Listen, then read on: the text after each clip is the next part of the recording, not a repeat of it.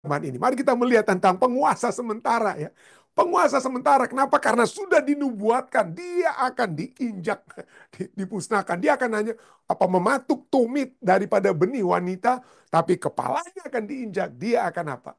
Dimusnahkan. Dia hanya akan menjadi penguasa yang sementara. Tapi walaupun dia penguasa sementara, minimal sampai saat ini dia adalah penguasa apa? Dia adalah penguasa dunia. Efesus 2 ayat 1-2, kembali ayat yang tadi kita tidak sempat tidak ditulis untuk pelajaran sekolah sahabat kita, tapi kita dapat tambahkan ini tentang begitu banyak ayat yang berbicara tentang setan sebagai penguasa dunia. Efesus 2 ayat 1-2 katakan, kamu, Rasul Paulus katakan pada umat-umat Tuhan di Efesus, kamu dahulu sudah mati karena pelanggaran-pelanggaran dan dosa-dosamu. Kamu hidup di dalam dosa-dosa tersebut ya, karena kamu mengikuti jalan dunia ini. Karena kamu mentaati penguasa kerajaan angkasa. Yaitu roh yang sekarang sedang bekerja di antara orang-orang durhaka. Tapi, sini lihat. Tapi dulu itu, kita sebagai umat-umat Tuhan, Rasul Paulus katakan, kita yang memiliki hubungan dengan Tuhan. Kita tidak berada dalam kehidupan yang sudah mati tersebut. Kita sudah dihidupkan kembali, memiliki kehidupan baru. Yang dilahirkan kembali. Ya. Sehingga kita tidak harus berada di bawah penguasa kerajaan angkasa. Bahasa Inggrisnya, penguasa kerajaan angkasa itu adalah the prince of the power of the air. Penguasa kerajaan angkasa. Ya, pangeran daripada kekuasaan di udara. Ya, pangeran dari kekuasaan yang menguasai udara. Itulah dia yang menguasai apa? Ya, kenapa dia tidak dikatakan sebagai raja? Nah, itu kita pernah sempat singgung, tapi mari kita lihat lagi ya. Kenapa bukan raja? Kenapa bahasa untuk penguasa ini adalah the prince atau pangeran? Kenapa? Karena hanya ada satu raja. Ya. Satu raja, Allah itu adalah raja. Ya. Tidak ada yang lainnya, tidak ada yang bisa melebihi Allah. Tidak boleh ada Allah lain ya, tidak boleh ada dua raja ya. Satu dengan lain ya. 1 Timotius 6, 14, 15 katakan, turutilah perintah ini. Rasul Paulus menulis pada Timotius, turutilah perintah ini dengan tidak bercacat dan tidak bercela. Hingga pada saat Tuhan kita, Yesus Kristus menyatakan dirinya. Yesus menyatakan dirinya. Yaitu saat yang akan ditentukan oleh penguasa yang satu-satunya dan yang penuh bahagia. Raja di atas segala raja dan Tuhan di atas segala tuan. Jadi setan nggak pernah bisa jadi raja. Dia hanya sebagai pangeran. Hanya penguasa dunia kita, tapi bukan raja alam semesta. Tidak. Ya. Dan itulah dikatakan. Ya, dia tahu itu dia. Lukas 4 ayat 6 katakan, kata iblis pada Yesus, segala kuasa itu serta kemuliaannya akan kuberikan. Sebab semuanya itu telah diserahkan. Ada yang menyerahkan kepada dia. Ada peraturan dalam bertindak saat manusia memilih untuk jatuh dalam dosa. Adam dan Hawa. Ada peraturan bertindak atau peraturan main lah menurut pelajaran sekolah sahabat kita. Ada peraturan main yang telah terjadi. Dia diserahkan kepada dia segala kuasa untuk bumi kita yang berdosa ini saja. Hanya untuk dunia. Diserahkan kepadaku. Dan aku memberikan kepada siapa saja yang aku kehendaki. Kalau Yesus kamu mau sembah aku berikan. Ya, ada tanduk-tanduk kecil, ada penguasa-penguasa dunia yang mengikuti jalan-jalan setan. Nah, itulah diberikan kepada mereka kekuasaan dan kemuliaan untuk sementara. Untuk sementara. Jadi dia memiliki kuasa. Oh, setan memiliki kuasa. Kita sudah melihat waktu lalu ya. Dia dapat menyebabkan orang dapat sakit. Ya. Jadi kalau kita mengalami penyakit saat ini, saudara. Seringkali pada saat kita sakit, kita langsung berkata, aduh Tuhan, kenapa engkau buat ini kepada saya? Kenapa saya harus menderita seperti ini? Tapi ingat, Lukas 13 ayat 16 katakan, setan dapat apa? Membuat. Ya. Setan dapat membuat penyakit. Bukankah perempuan ini dalam Lukas 13:16 yang sudah 18 tahun diikat oleh iblis harus dilepaskan dari ikatannya itu karena itu ia adalah keturunan Abraham. Oke? Jadi kalau memang setan dapat lakukan, Tuhan juga dapat apa? Lepaskan. Ya. Tapi mungkin Anda katakan, tapi kenapa saya nggak lepas-lepas pendeta dari masalah penyakit kita? Kembali kita harus melihat Tuhan dalam kemahatauannya. Dia mengetahui yang terbaik, hanya yang terbaik. Dan kepada Rasul Paulus ada dikatakan apa? Ingat, selalu kita katakan, ada duri dalam dagingku. Tuhan 3 kali aku berteriak supaya duri dalam dagingku. Entah itu mungkin masalah matanya ya atau apa ya. Ada duri dalam dagingku. Tapi kenapa Tuhan tidak ambil? Bukan karena Tuhan tidak sayang. Ya. Tapi justru karena Tuhan sayang ya, kepada Rasul Paulus. Ya. Supaya apa? Pertama, supaya Rasul Paulus jangan apa? Bermegah. Ya. Mungkin supaya dia terus dapat apa? Bermegah, terus dapat bergantung pada Tuhan. Dan pada akhirnya Rasul Paulus katakan apa? Sungguh, walaupun dalam penderitaanku, duri dalam dagingku. Tapi di dalam penderitaan ini aku justru dapat melihat kasih karunia yang semakin besar Tuhan berikan kepadaku. Jadi ada maksud Tuhan yang kita tidak bisa tahu. Satu waktu kita mungkin bisa bertanya kepada Tuhan, Tuhan kenapa anak saya mati muda? Kenapa ini ada penyakit yang ini kena kepada saya? Padahal saya masih bisa untuk melakukan pekerjaanmu yang lebih luas dan lain sebagainya. Suatu saat kita akan dapat memahami hal tersebut. Ya. Dia dapat menyebabkan penyakit, apalagi dia dapat mempengaruhi pikiran.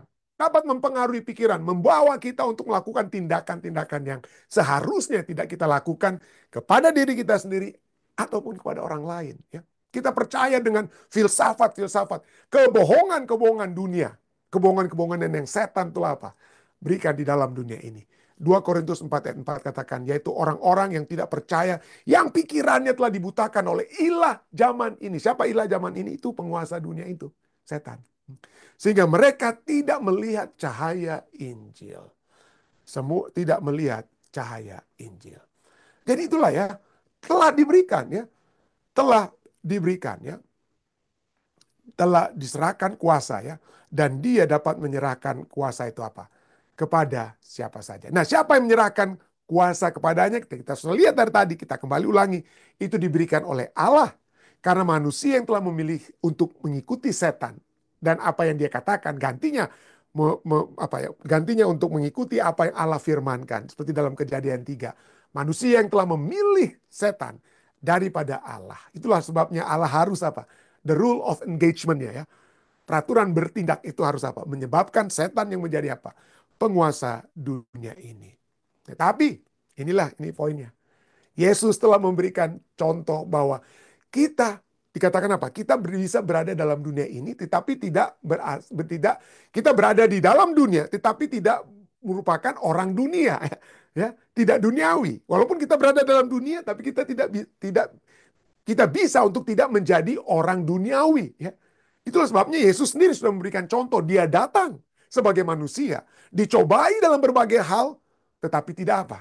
Tidak berbuat dosa. Yesus. Ya. Karena hubungannya dengan Bapaknya. Kekuatan dari Roh Kudus juga telah menjadi bagian Yesus. Karena hubungan yang erat yang dia telah jalin dengan mereka. Dengan Bapa dan juga dengan Roh Kudus. Jadi itulah sebabnya dalam Yohanes 14 ayat 30 Yesus berkata apa?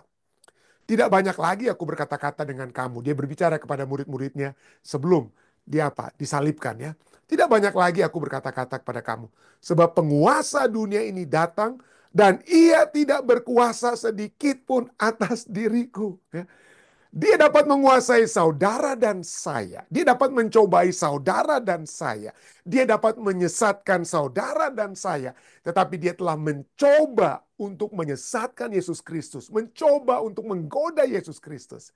Tetapi dia tidak mendapatkan apa? Yesus Kristus. Kuasa yang telah diserahkan kepadanya. Tidak menyebabkan Yesus apa? Jatuh. Tapi kita, ya, Wahyu 12 ayat 9 katakan, naga, si ular tua, dia menyesatkan seluruh apa? Dia menyesatkan seluruh dunia. Ya. Dia menyesatkan seluruh dunia. Jadi kita harus mengikuti teladan Yesus. Untuk supaya kita dapat terlepas dari kuasa iblis. Maka kita harus dilahirkan kembali. Kita harus memiliki Yesus terus. Allah itu dalam kehidupan kita sehari-hari. Tapi harus kita juga akui, walaupun kita sudah selalu memiliki satu hubungan erat dengan Tuhan, kita harus terus menyadari bahwa setan itu sangat pandai. Dia disebut apa? Ular tua. Ya, kenapa saya sebutkan ular tua? Sering saya cuma bercanda sedikit mungkin. Tapi mungkin bukan juga bercanda ya. Waktu di Kejadian pasal 3 dia muncul, dia masih lebih muda ya. Daripada di Wahyu 12. Waktu dia menggoda Adam dan Hawa, dia tidak disebut sebagai ular apa? Ular tua. Dia hanya disebut sebagai seekor ular ya. Tapi kenapa dia menjadi tua? Karena dia mengalami segala hal yang dapat dia pikirkan, dia dapat rancangkan, dia dapat skemakan untuk menyesatkan kita semua. Dia tahu siapa yang lemah. Jangan pernah Anda berpikir, wah saya kan sudah pendeta nih, saya dokter juga nih. Ya, saya ini orang nggak akan pernah jatuh, saudara. Ya. Jangan pernah saya berbicara seperti itu. Jangan pernah Anda berkata bahwa Anda tidak akan pernah jatuh. Tapi sekali lagi, Amsal katakan 7 kali orang benar jatuh. Ya. Tapi artinya apa? Kita dapat bangkit kembali. Kita dapat datang kembali kepada Tuhan. Mohon pengampunan. Tapi harus selalu mengetahui bahwa setan tahu apa yang dia lakukan. Dia tahu bagaimana cara untuk mencari sudut mana dari dalam diri kita. Sudut mana dalam kehidupan kita yang dapat dia pencet tombolnya sehingga kita dapat menjadi apa? Berdosa atau kita menjadi jatuh kembali. 1 Petrus 5 ayat 8 katakan, sadarlah dan berjaga-jagalah, lawanmu si iblis berjalan keliling sama seperti singa yang mengaum-ngaum dan mencari orang yang dapat ditelannya. Dia tahu orang yang mana ini. Dia tahu orang yang mana ini. Jadi menjadi satu diskusi terakhir mungkin kita ya. Ini waktu dia di Taman Eden. Kenapa yang dicoba itu Hawa ya? Kenapa bukan Adam? Kita pernah singgung sedikit, tapi mari kita lihat lebih lanjut lagi ya. Lebih lebih mendetail lagi. Kenapa bukan siapa? Bukan si Adam. Kenapa si Hawa yang dia apa? Yang dicobai. Kalau kita lihat ayat 1 Petrus 5 ayat 8 katakan apa? Ia mencari orang yang dapat ditelannya. Dia tahu siapa yang harus diapa. Yang pertama-tama dia tahu skemanya. Alkitab banyak berbicara tentang berhati-hati dengan skemanya iblis. Dengan cara-caranya iblis kita harus hati-hati. Ya. Jadi mari kita lihat kenapa. Ya. Kenapa bukannya Adam? Ya. Apa karena wanita ini lemah, yang lemah lebih dulu ya.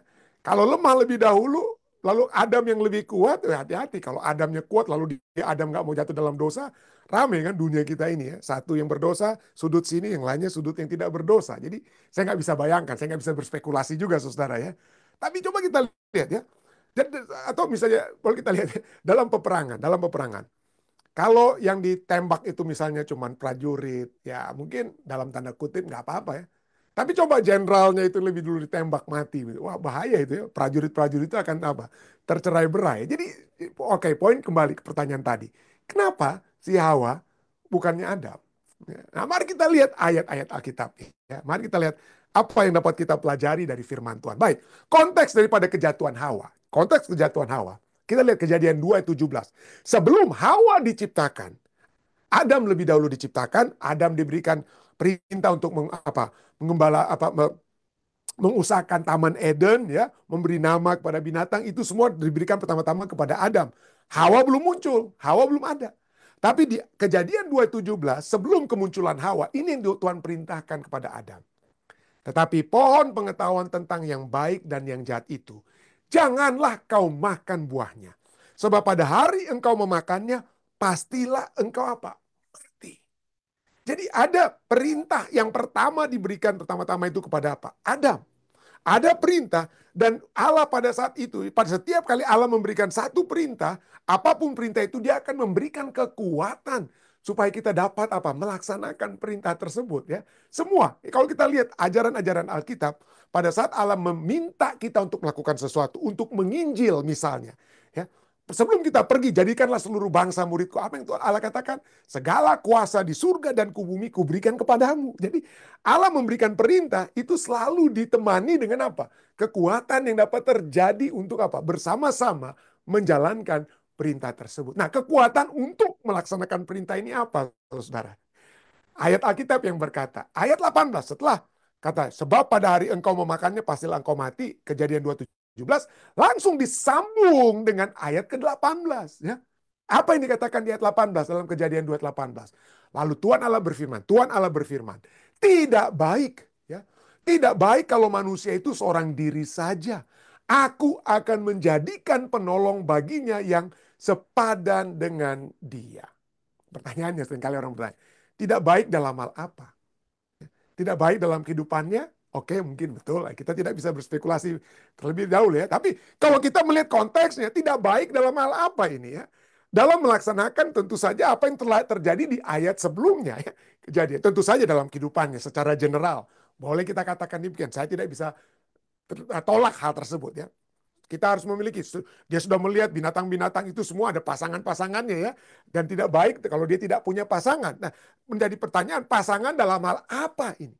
Pasangan dalam hal untuk hidup bersama dalam satu persekutuan dengan Allah. Dan satu persekutuan yang terus-menerus dengan Allah itu hanya akan terjadi kalau manusia tidak jatuh dalam dosa.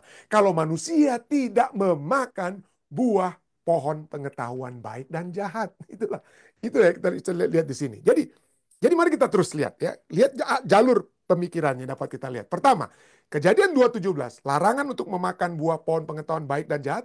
Lalu Kejadian 2:18, tidak baik manusia itu seorang apa? Diri saja ya. Akan lebih kuat, timnya akan lebih kuat ya. Ayat Alkitab katakan dua orang itu lebih kuat daripada apa? Untuk dapat bersama-sama ya melawan tantangan ya. Jadi ini dia. Tidak baik seorang diri saja, lalu kemudian di ayat setelah itu baru apa? Allah memberikan seorang penolong bagi manusia atau Adam atau pria tersebut ya. Memberi penolong kepada pria tersebut. Jadi cukup menolong, cukup signifikan di sini. Tolong perhatikan bahwa Adam perlu seorang apa? Seorang penolong. Oke, Adam perlu seorang penolong dan banyak langsung katakan, waduh betul pendeta. Memang laki-laki itu perlu seorang hamba untuk melayani dia ya. Ada yang katakan demikian. Ini Alkitab nih, ada hamba nih, penolong, pembantu ya. Ada pembantu rumah tangga, makanya istri seringkali, kenapa kamu mau kawin? Oh ya saya supaya ada yang mau masakin saya, ada yang mau cuci baju saya, ada yang mau setrika baju saya. Wah itu kalau begitu bukan cari istri, namanya cari pembantu. Itu orang bilang gitu kan. Dan mereka bilang, oh ya betul, oke. Tapi kan ini kan pendeta. Orang Alkitab katakan wanita itu adalah pembantu pria. Ya, Allah memberikan Hawa itu sebagai pembantunya Adam ya. Ya, pembantunya Adam. Tapi hati-hati, mari kita lihat dalam konteks Alkitab. Apa yang Allah katakan jangan langsung kita pakai dengan apa? Sudut pandang kita yang perlu pembantu rumah tangga, bukan ya. Tuhan Allah berfirman, tidak baik kalau seorang manusia seorang diri saja, aku akan menjadikan penolong baginya yang sepadan, sepadan dengan dia. Sama itulah sebabnya diambil dari tulang rusuk, ya bukan dari kaki untuk diinjak-injak, bukan dari kepala untuk menguasai pria, bukan. Sepadan, sepadan dalam hal apa? Menolong dalam hal apa? Untuk supaya terus memiliki hubungan dengan Tuhan. Bagaimana caranya? Kejadian 2:17 apa? Jangan sampai makan apa? Buah pohon pengetahuan baik dan jahat. Ya. Jangan sampai makan. Jadi penolong ini kalau kita lihat dalam Alkitab itu dari kata ezer. Ya. Kata Alkitab bahasa Ibrani itu ezer. Penolong itu atau helper. Bahasa Inggrisnya helper. Dan kita langsung pikir pembantu helper. Ya. Pembantu ezer. Yang artinya yang membantu, pembantu atau pendukung support. Yang membantu artinya membantu kita. Kita tidak dapat melakukan sesuatu kalau tidak ada yang sepadan dengan kita untuk saling apa? Membantu, apa? Mendukung bersama-sama. Nah, mungkin kalau lebih tepatnya lagi atau lebih kalau kita mau untuk dipikirkan ya.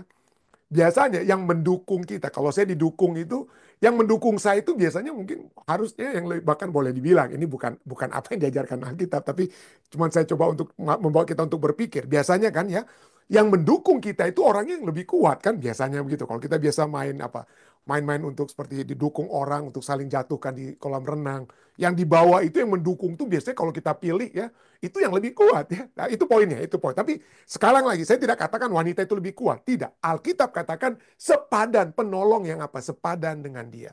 Ya. Walaupun biasanya dalam konteks ini, yang Ezer itu lebih kuat. Kenapa saya katakan lebih kuat juga? Karena Allah di dalam Alkitab, saudara.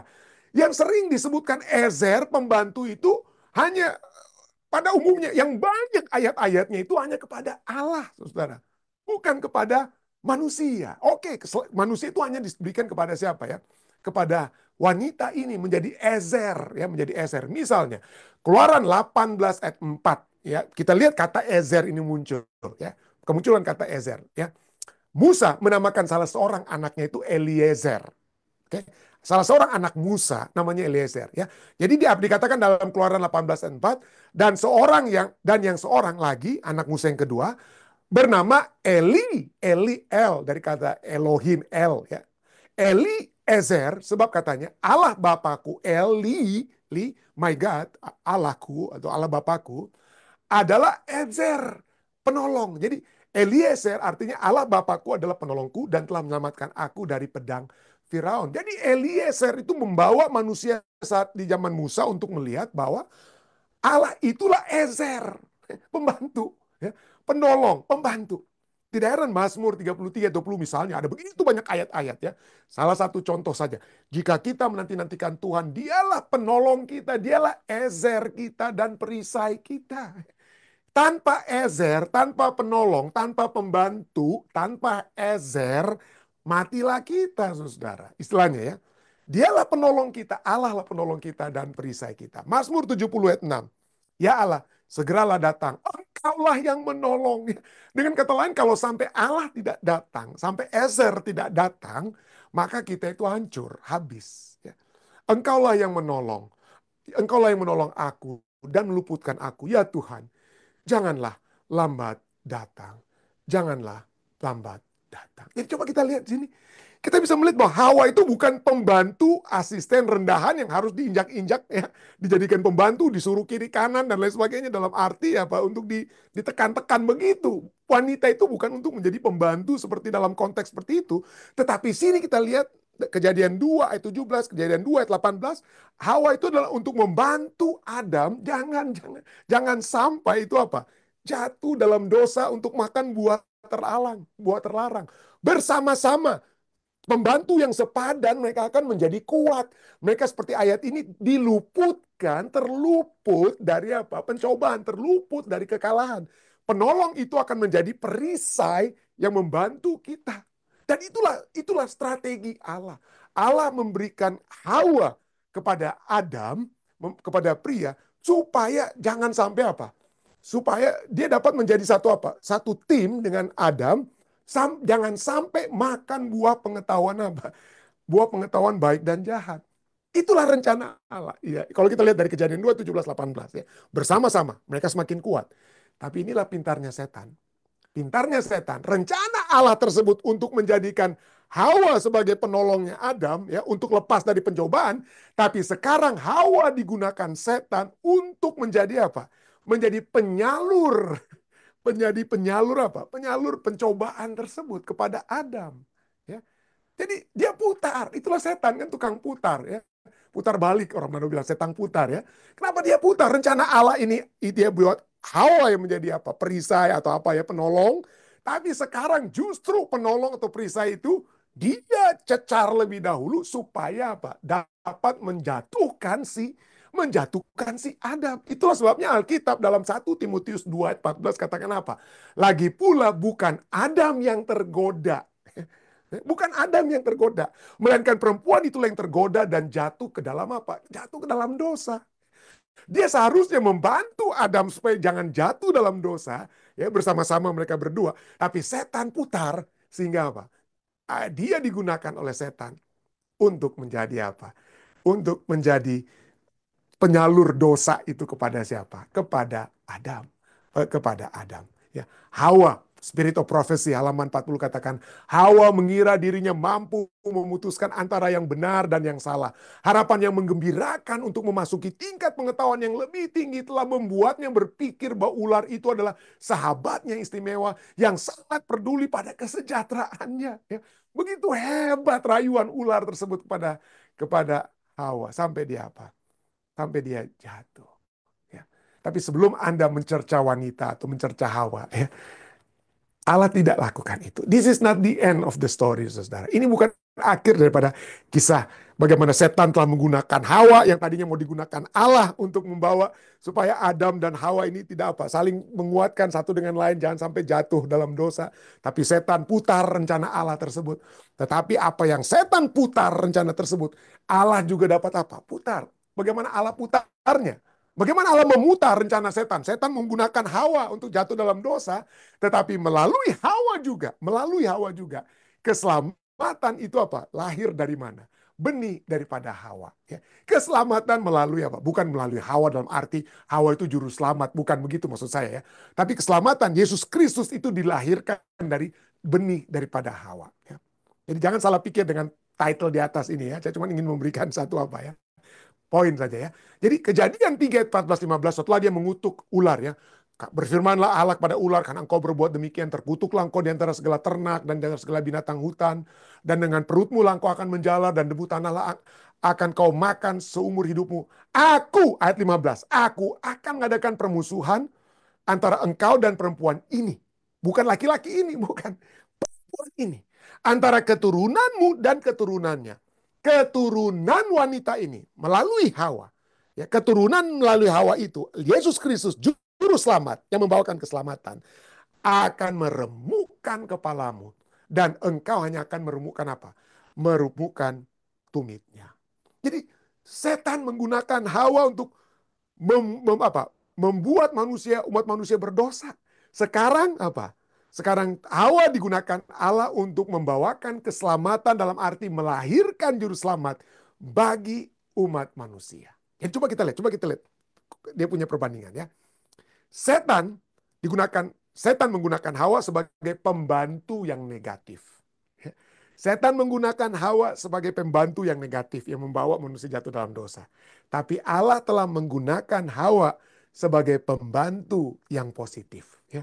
Melalui Hawa, dengan kata lain, melalui perempuan ini, ya, maka juru selamat datang. Maka keselamatan melalui Yesus Kristus. Keselamatan bukan melalui Hawa, ya. Jangan salah pikir. Keselamatan tidak melalui Hawa, tidak melalui perempuan, ya. Keselamatan hanya melalui Yesus Kristus yang dilahirkan dari sebagai benih daripada Hawa. Tapi ini kita lihat begitu liciknya setan, begitu lihainya, tapi itu hanya sementara. Poin saya sini adalah dia adalah penguasa. Dia adalah penguasa yang begitu lihai, saudara. Di Taman Eden dia masih ular biasa, ular muda.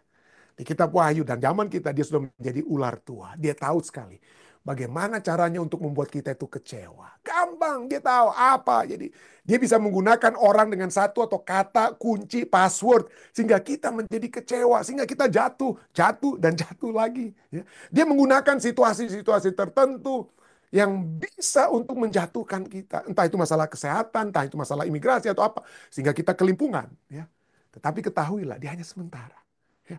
Yesus katakan, dia tidak ada kuasa daripada penguasa dunia ini tidak berkuasa atas aku, Yesus katakan, ya.